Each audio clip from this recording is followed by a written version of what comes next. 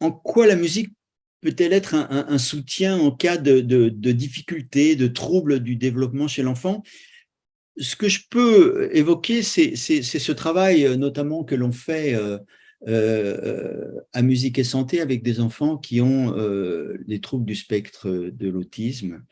Et ce que l'on remarque, c'est combien la musique est un moyen de, comment dire, d'abord de rassembler. Et je pense que ça, c'est quelque chose qui me semble vraiment essentiel, c'est-à-dire faire ensemble. La dimension musicale, c'est être autour d'une chanson, autour d'un xylophone, autour de percussions, c'est-à-dire d'être dans le lien. Et ça me semble être quelque chose qui, dans le cas de troubles du développement, alors c'est un mot un petit peu générique, hein, là en tout cas par rapport à ce spectre de l'autisme, ces enfants qui ont des troubles de la communication, hein, si on résume très vite la chose, l'idée de faire ensemble, de s'écouter, de partager, d'être écouté, d'écouter les autres, en tout cas ce chemin pour aller vers une écoute réciproque me semble être un sacré soutien,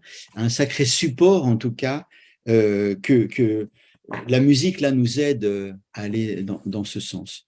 Après, on peut dire que les troubles du développement, ça peut être des troubles neurologiques, ça peut être des troubles de la motricité, et là encore, l'utilisation d'instruments de musique.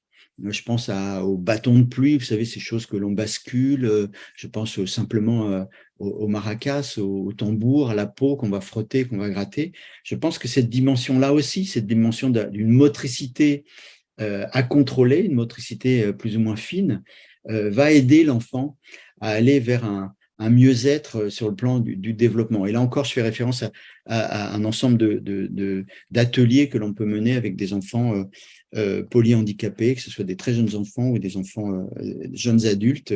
Et on voit combien le geste, ce que dans notre jargon on appelle le geste instrumental, le geste musical, peut être un sacré moteur pour, pour aider, pour encourager, pour conforter cette dimension d'une motricité avec un objectif.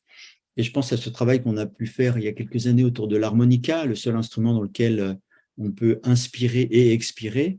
Et on travaillait avec des jeunes enfants qui avaient des problèmes de souffle, asthme, etc.